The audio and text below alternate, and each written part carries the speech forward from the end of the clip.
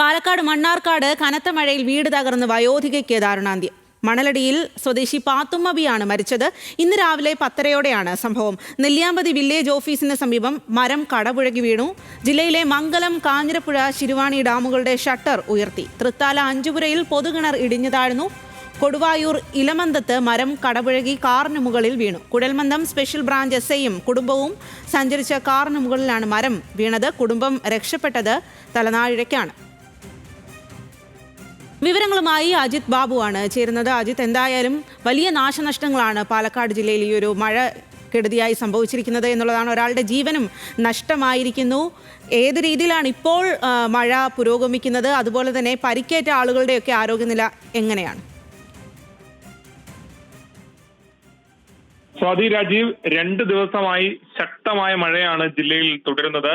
അതിൽ ഒരാളുടെ ജീവൻ നഷ്ടപ്പെട്ടു എന്നുള്ള വേദനാജനകമായ കാര്യമാണുള്ളത്. അതായത് മണലടി സ്വദേശി 80 വയസ്സുള്ള പാത്തുമ്മബിക്കാണ് ജീവൻ നഷ്ടപ്പെടുന്ന സാഹചര്യമുള്ളത്.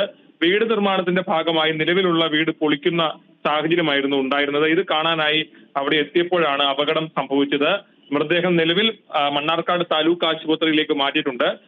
ഇതോടൊപ്പം തന്നെ നിരവധിയായിട്ടുള്ള സംഭവങ്ങളാണ് ഇത്തരത്തിൽ മഴക്കെടുതിയുമായി ബന്ധപ്പെട്ട് ഉണ്ടായിട്ടുള്ളത്. നെല്ലിയാമ്പതിയിൽ ഇത്തരത്തിൽ KSEB ജീപ്പിന്റെ മുമ്പിലേക്ക് മരം വീഴുകയായിരുന്നു. വളരെ തൊട്ട് മുമ്പിൽ തന്നെയാണ്, ജീപ്പ് ഓടിക്കൊണ്ടിരിക്കുന്നതിന്റെ വളരെ തൊട്ടടുത്ത മുമ്പിൽ തന്നെയാണ് മരം വീണത്. ഈ KSEB ഉദ്യോഗസ്ഥർ രക്ഷപ്പെട്ടത് ഭാഗ്യം കൊണ്ടാണ് എന്ന് പറയേണ്ടി വരും.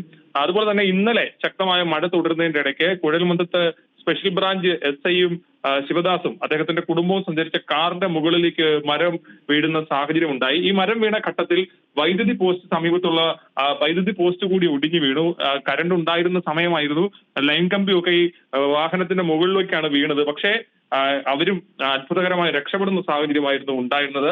ശക്തമായ മഴ തുടരുകയാണ് ഇപ്പോഴും. പാലക്കാട് തൃത്താലയിൽ പൊതുകിണർ ഇടിഞ്ഞു താഴുന്ന സാഹചര്യം ഉണ്ടായി. നിലവിൽ ഇതിന് പരിസരത്തുള്ള വീടുകളും ഇടിയുമോ എന്നുള്ള ആശങ്കയൊക്കെ നാട്ടുകാർ പ്രകടിപ്പിക്കുന്നുണ്ട്.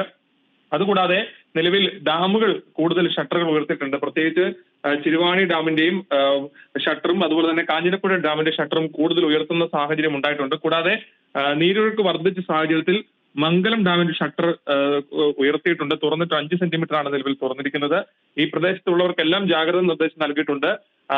ഇന്നലെ തന്നെ ഡാമുകൾ തുറന്ന പശ്ചാത്തലത്തിൽ ജലനിരപ്പ് ഉയർന്ന സാഹചര്യം ഉണ്ടായിരുന്നു. താഴ്ന്ന പ്രദേശങ്ങളിൽ വെള്ളം കയറുന്ന സാഹചര്യം ഉണ്ടായിരുന്നു. അതുകൊണ്ട് തന്നെ ജനങ്ങൾക്ക് കൃത്യമായ ജാഗ്രതാ നിർദ്ദേശം നൽകിയിട്ടുണ്ട്. മീൻ പിടിക്കാനോ മറ്റു കാര്യങ്ങൾക്കോ ആയി പുഴയിലേക്ക് ഇറങ്ങരുതെന്നുൾപ്പെടെയുള്ള നിർദ്ദേശങ്ങളാണ് നൽകിയിട്ടുള്ളത്. സ്വാതി രാജീവ്.